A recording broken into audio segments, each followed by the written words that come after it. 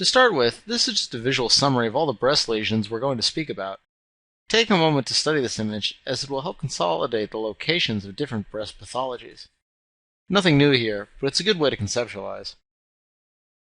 First, we'll discuss benign breast tumors. Fibroadenomas are small, mobile, firm masses with sharp edges. They're the most common tumor in females less than 35 years of age, and are estrogen responsive.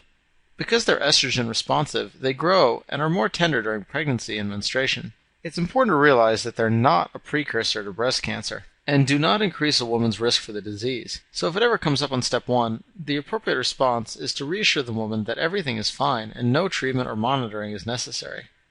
The next benign breast tumor is the intraductal papilloma. Intraductal papillomas are small tumors that grow in the lactiferous ducts. You often find them beneath the areola. They're a very common cause of serous or bloody nipple discharge, and are associated with a very slight increase in the risk for breast cancer, so they're of a bit more concern than a fibroadenoma.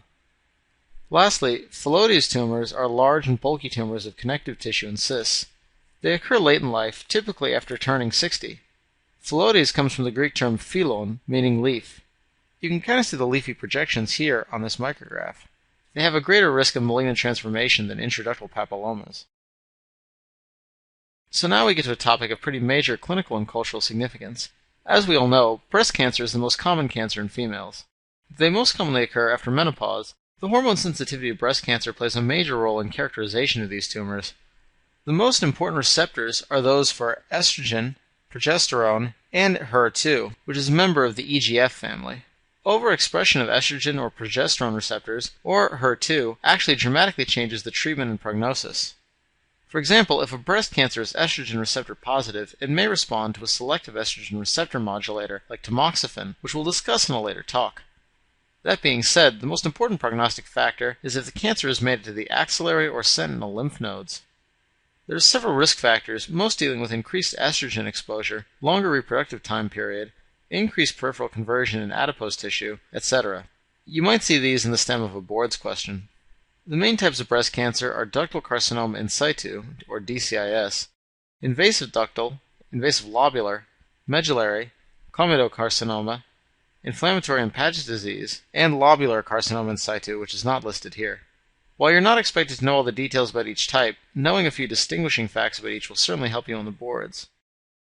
DCIS, as the name implies, is a ductal carcinoma that has not yet invaded the basement membrane, making it very treatable. In the image, you can see monomorphic neoplastic cells filling the lumen of the ducts, but not expanding past the basement membrane. One subtype of DCIS is comedocarcinoma. It's characterized by caseous necrosis, and is isolated to the ducts. Little bit of micro-review. What major lung disease do you also see caseous necrosis in? That's right, tuberculosis. DCIS becomes invasive ductal carcinoma when it invades the basement membrane. These tumors tend to be a firm, fibrous mass with sharp margins. They make up about 3/4 of all breast cancers. Invasive lobular occurs in the breast lobules. Key fact to remember for lobular cancers is that they're often bilateral. By the way, speaking of female tumors, do you remember which ovarian tumors are often bilateral? The answers are ovarian serous cystadenomas and cystadenocarcinomas. Medullary cancers account for about 5% of breast cancers, typically occurring in younger women. They're characterized by fleshy, cellular, lymphocytic infiltrates. Inflammatory breast cancer has a poor prognosis, with a 50% 5-year survival rate. If the question is about inflammatory breast cancer, the question stem will often describe skin changes, in particular, changes resembling orange peel, otherwise known as peau d'orange.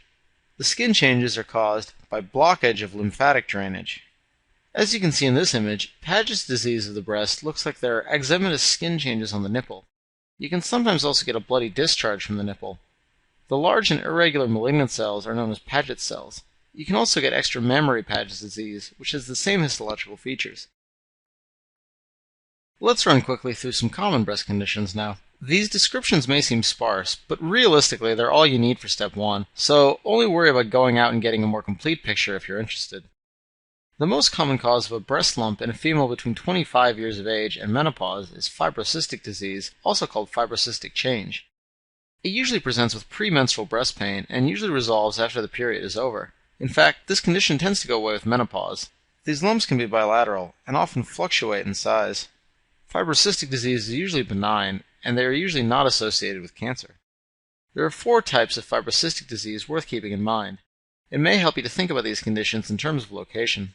Fibrosis is simple hyperplasia of the breast stroma, whereas cystic is ductal dilation that leads to fluid-filled cysts. Sclerosing adenosis occurs in the breast lobules and is associated with calcinosis. Epithelial hyperplasia is in the terminal duct and lobule, and it can be associated with carcinoma if there are atypical cells. Acute mastitis is basically a breast abscess that occurs during breastfeeding, most commonly caused by Staph aureus. Fat necrosis is most commonly associated with either injury or trauma. It is painless and benign, and most patients can't recall how it got there in the first place. Gynecomastia is the growth of breast tissue in males in response to hyperestrogenism. There are many causes of gynecomastia, but you have to put drug side effects at the top of your list. So a great mnemonic we have for drug-induced gynecomastia is, some drugs create awesome knockers. For spironolactone, digitalis, cimetidine, alcohol, and ketoconazole. Otherwise, gynecomastia occurs in high estrogen states like cirrhosis, puberty, old age, as well as in Klinefelter syndrome, which we discussed at the very beginning of the section.